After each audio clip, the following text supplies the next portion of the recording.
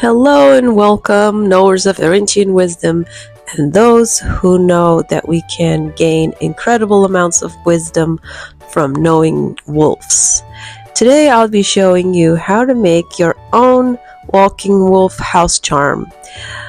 So this is the paper mache version I'll be showing you, and you start off with simply grabbing a piece of cardboard onto which you hold and place your template that you cut up previously based on a photo, a picture, an image of a wolf that you find.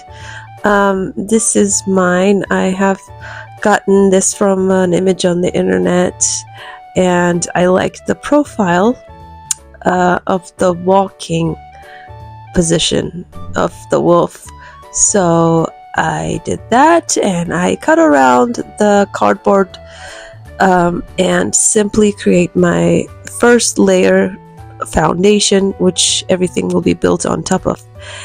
So we grabbed the paper mache clay. It's a mixture that you can create very simply by initially soaking a bunch of shredded toilet paper. I recommend soft and white toilet paper, and then you squeeze most water out of it once it's fully disintegrated as much as possible, maybe letting it sit inside a bowl of hot water for some time, for maybe like an hour or so, and also possibly while the water's inside, you can use a processor to blend and make it more mushy if you want a super smooth type of texture. As the other ingredient of the mixture, with that you'll need just regular white glue and whatever kind of wall caulking paste that you can find, which will help it harden even more. This formula is just what I use. There's plenty other ones online you can find if you just type in how to make paper mache clay. I'm not giving you any particular measurements because I always eyeball things. I don't like to abide by particular quantities because every time I might want a different kind of consistency. I think the earlobe consistency is pretty good in terms of what works best, at least for me, for this type of clay. And I'd like to keep a bit of texture as well, so it's not super smooth. I guess I could have chopped it down. I could have made it even smoother and finer, but I don't need that. So this is what you do and what you get when you're done piling up all your clay onto the foundation cardboard that you had previously cut out. And see, you have to also, while piling it on, pay attention to the highest points, the dents, the dips, based on the form of the walking wolf, which you can indicate the front feet, legs, by making them slightly higher than the ones that are behind. You also raise the neck area, the side of the neck area, because wolves typically have this thick collar, as you can see. When you look at it from sideways, you'll be able to see the depth. Once that's not fully but semi-dry, you can move on to creating the eye. I like to use a black bead, poke a hole initially, and then just place it in there, but you don't just leave it like that. You have to create the more or less realistic look of an eye that's shaped like a thin almond shape.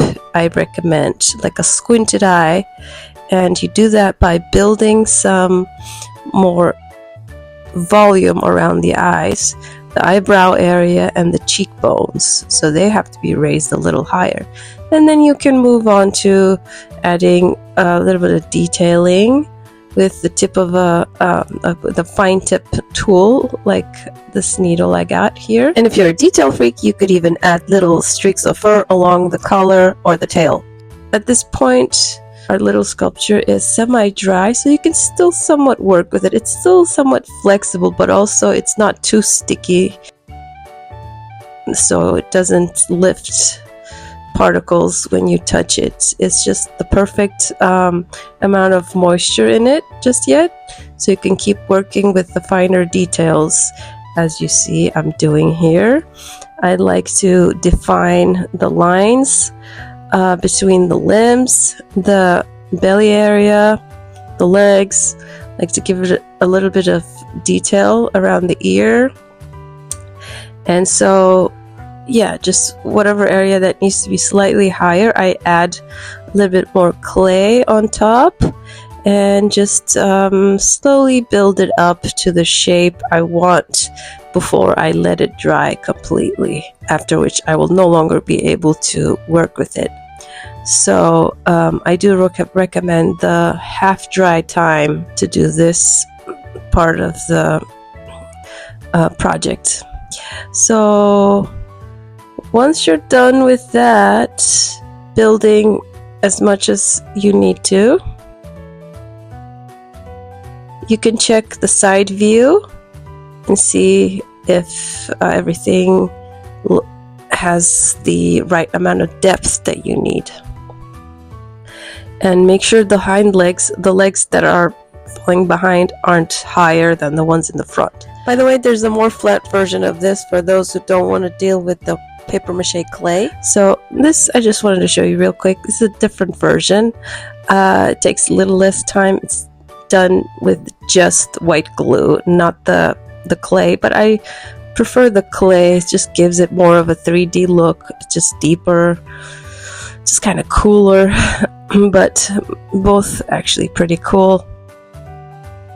The other one, it just takes a little less time. So your white glue on the next phase, you pour some and dilute it just a little bit, and my recommendation is for you to get rid of all those little cardboard, the parts of cardboard that are still showing along the edges. I just don't like to see them, so I cover them up with more white glue, as well as going over the whole entire thing, so that the texture can be just slightly bit more improved in terms of smoothness. So I go over everything with a paintbrush, but the main criteria here is to get rid of all the parts of cardboard that are showing. You just try and hide them all. This is white glue and it's not fully transparent, so it actually paints a little bit as well, gives it the whiteness that I need. Not that it matters, because we'll be painting it all over anyway once it's dry. And obviously the first layer that we'll be painting will be titanium white with acrylics, or the most dense, most opaque white you can grab for the base layer before we start painting all the colors in with acrylic paints.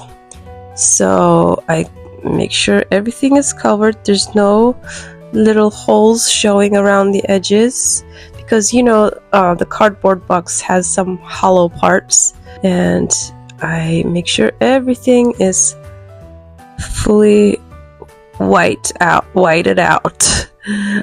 And also, you don't want to pile up too much thickness around the parts where you want the dents to show. Oh, and don't forget the little mouth line. So I can guarantee you guys that once our little sculpture is dry, it'll be hard as a rock, and it's going to last forever, hopefully. And once it's dry, you can go ahead and start painting, and feel free to use mine as a sample. Have fun with it, and hope to see you on the next one. Bye!